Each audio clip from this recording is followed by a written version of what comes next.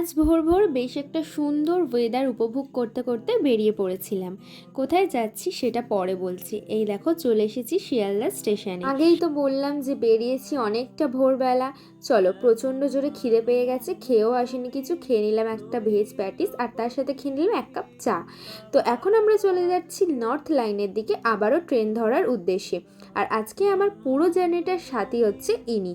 আর এই যে চলেও এসেছি আমরা 1 ঘন্টা জার্নি করে। আর আজকে ওয়েদারটা না আমাদের সাথে বড্ড সায় দিয়েছিল, বেশ সুন্দর ওয়েদার ছিল। তো তারপরে কিনে নিলাম মায়ের জন্য একটা ডালা। আর তোমরা হয়তো দেখে বুঝতেই পেরে গেছো যে আমরা কোথায় এসেছি। হ্যাঁ, আজকে আমরা এসেছিলাম নৈহাটির বড় মার কাছে। আর লাইন দেখে তো আমাদের মাথা খারাপ, জানি লাইন পড়ে, কিন্তু এতটা লাইন পড়ে সেটা জানা ছিল না, যেহেতু প্রথমবার।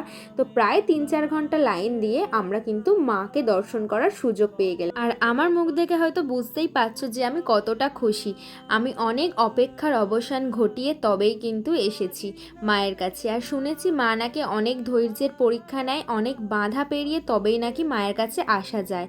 মা ডাকলেও কিন্তু মায়ের কাছে পরীক্ষা দিয়েই নাকি আসতে হয়। আর সেটা আমি আজকে গিয়ে বুঝেছি। মানে আমার যেতে গিয়ে অনেক বাধা এসেছে, অনেক কিছু পেরিয়ে তবেই আমি কিন্তু মায়ের কাছে আসতে পেরেছি।